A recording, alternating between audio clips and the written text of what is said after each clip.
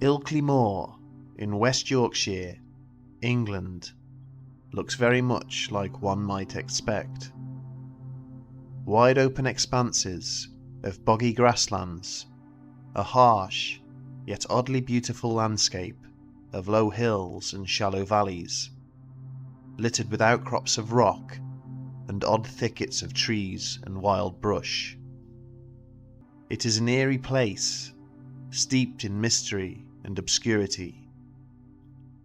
It has been said that Ilkley Moor can scare you to death during daylight, and at night it's far worse, especially in winter when the northern fogs descend.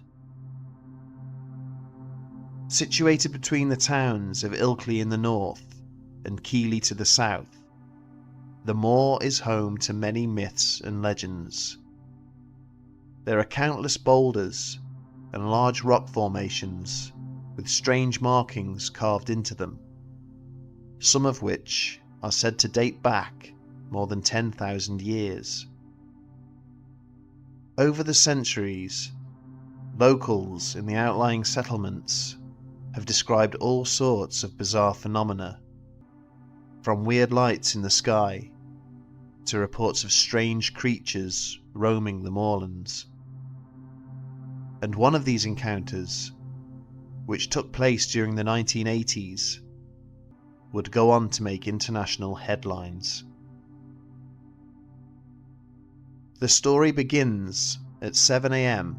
on the morning of December the 1st, 1987, when Philip Spencer, an off-duty policeman, set off across the moor on foot towards his father-in-law's house, which was in one of the neighbouring villages.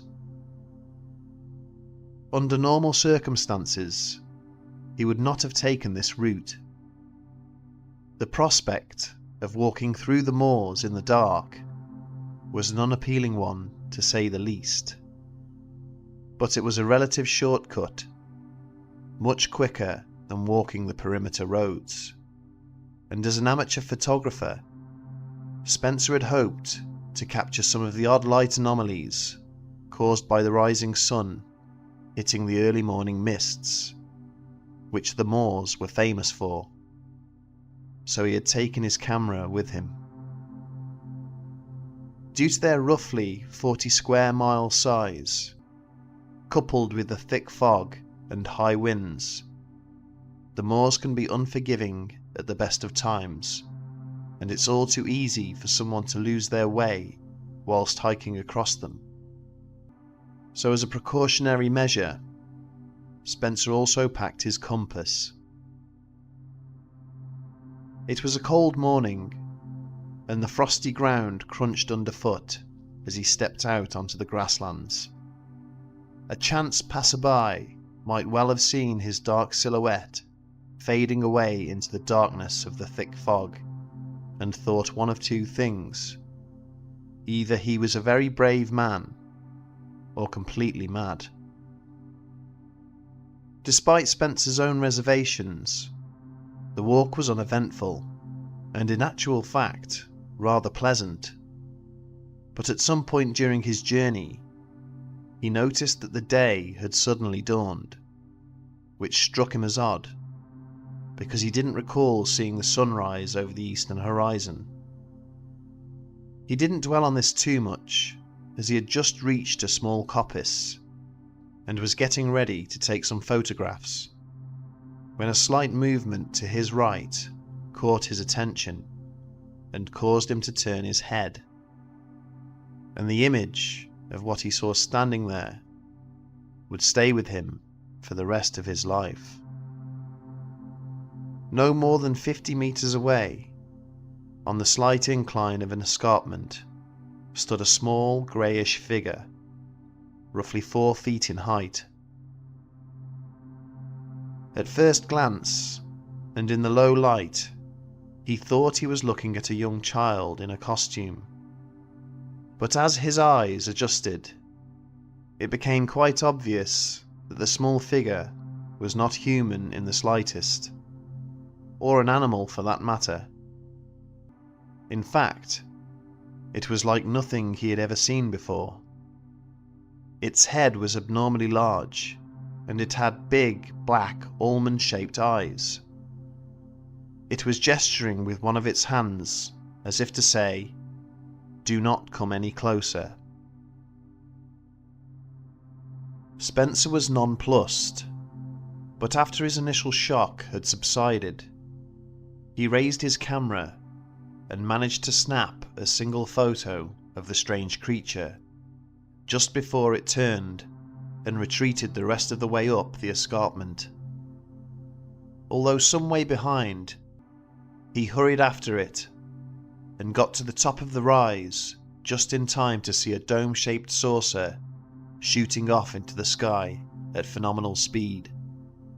So fast, in fact, that he didn't have time to take another picture. Spencer stood in silence, looking up at the dark clouds, dumbfounded by what he had just witnessed. When he finally came to his senses, he scanned his surroundings for any clues that might explain what had just happened, but found nothing. There was no sign whatsoever of the creature or the strange craft ever having been there. Feeling somewhat disorientated, he took out his compass to get a bearing on his location. Whilst he was sure he was facing north, the needle was oddly pointing south. Fortunately, he knew the moors quite well, and thinking that the compass may be faulty, decided to disregard its reading altogether and go with his gut instinct. Continuing on his journey, he eventually reached his father-in-law's village, which confirmed that the compass had indeed been pointing him in the wrong direction. A few other anomalies became apparent when Spencer checked the time on the village clock. It indicated that it was just after 10 AM, at which point he remembered thinking earlier on that it was much lighter than it should have been. His walk across the moor should have taken no more than an hour, yet he had started out at 7 AM and had arrived at his destination just after 10, which meant that, in reality, it had taken him a full 3 hours. Even with his stopping to take photographs, this should not have been the case. He now realised that either he had set out later than he had thought, or he was in fact missing time, the prospect of which he found unsettling, given what he had just witnessed. Remembering the picture he had taken, he managed to get the film from his camera developed within 24 hours, and upon examining the shots, he discovered that he had indeed captured an entity of some description on film, although the image quality was fairly poor. Despite this, he knew he had something of importance, and through the proper channels, he was able to contact a UFO investigator by the name of Peter Howe. During their initial telephone conversation, Howe was skeptical of Spencer's account, thinking that the story sounded far too good to be true. However, upon meeting and interviewing Spencer, and after viewing the accompanying photograph, he was convinced that he was dealing with a man of integrity and that the case was genuine. Howe's next step was to have the photograph analysed by a number of specialists.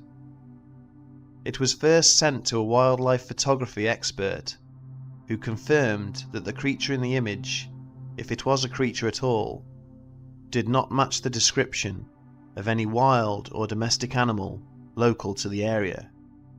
If anything, it appeared more humanoid in shape.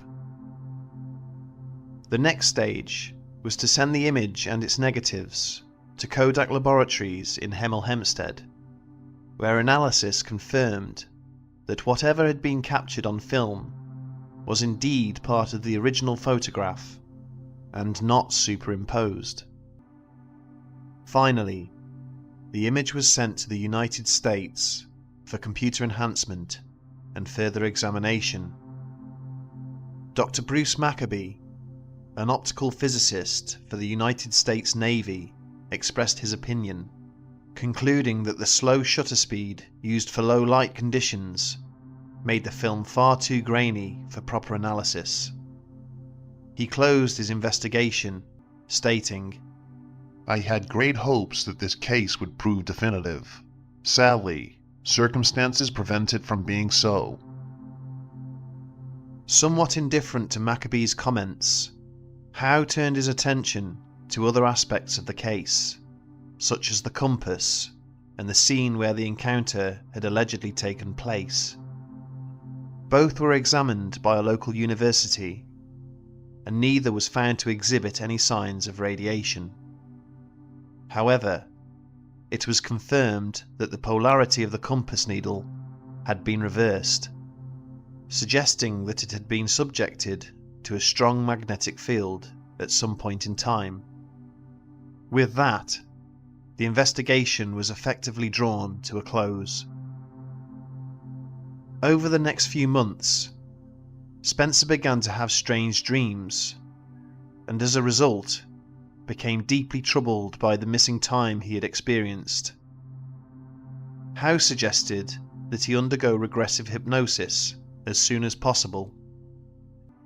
They contacted Dr. Jim Singleton, who agreed to conduct the session on the 16th of March, 1988.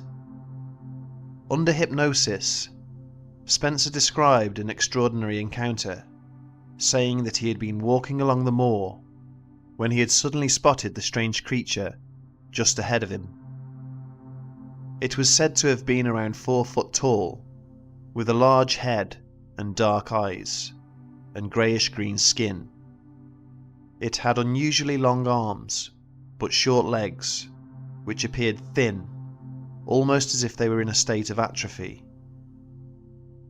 One of its most striking features was its exceptionally large hands. Spencer was astonished when the entity began to approach him, and found that he was stuck to the spot, unable to move.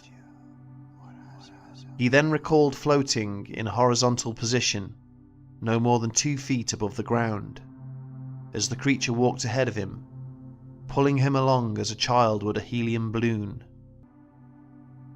They finally reached a strange craft at the top of an escarpment, at which point he blacked out. Upon waking, he found himself in a bright round room, where a voice told him not to panic. He discovered that he was able to move freely, but remained still as he was examined by 3 more entities similar to the one he had encountered earlier. He was then shown 2 films, one which depicted mankind's continual destruction of the planet through war, pollution, and other means. The second film, however, remains a mystery, as Spence was instructed by his captors never to talk about it, and he has since refused to do so, even under hypnosis. Afterwards, the voice asked him if he understood what he had been shown, which he acknowledged with a nod, before blacking out again and finding himself back on the moor. A small movement to his right caused him to turn his head, and that's when he saw and photographed the small humanoid figure, although at that exact moment he did not recall his aforementioned abduction or ever having seen the entity before. So what did Spencer photograph that day? Is there any truth to his tale? At least as far as the image is concerned, it can't be debunked, for the same reasons it can't be given as proof. The image quality is unfortunately just not good enough. Whilst it could well be a genuine picture of an extraterrestrial entity, it could just as easily be a bush of some kind, or even a mannequin. Some years later, another investigator visited the scene of the encounter and photographed himself at the same distance and location in order to get a sense of scale. This demonstrated that whatever it was had been around the height reported by Spencer. Furthermore, there was no bush or hedge in the exact spot where it had been stood, somewhat ruling out the possibility that the anomaly was part of the foliage. Skeptics have been quick to dismiss the case as a hoax, as indeed it wouldn't have been too hard to perpetuate. One thing they have frequently pointed out is the awkward angle at which the figure appears to be standing, almost as if it is being propped up in some way, as a mannequin would need to be. Secondly, the compass could easily have been tampered with before Spencer even set out on his walk. And finally, particular attention has been drawn to how apparently absurd Spencer's abduction experience sounds. For instance, why would beings of a higher intelligence show him, of all people, a simple policeman with no power whatsoever to do anything about mankind's wider problems, a film about our gradual destruction of the planet? However, skeptics are no more qualified to speculate on the thought processes of extraterrestrial beings than anyone else. Who knows the ways in which they may think? And one undeniable fact of the case is that Spencer has remained steadfast regarding the details of his story. He seemed a very genuine individual who sought little to no financial gain from his experience. One has to question, then, what his motives would have been behind propagating such a hoax, especially as the name Philip Spencer is actually a pseudonym and his real name remains unknown. So it is quite evident that he has not sought fame either. The community's opinion on the photograph and the alleged alien abduction experience remains split. Believers will see what they want to see, and skeptics will see nothing at all. Ultimately, it all depends on one's mindset, and for that reason, the case remains wide open to debate.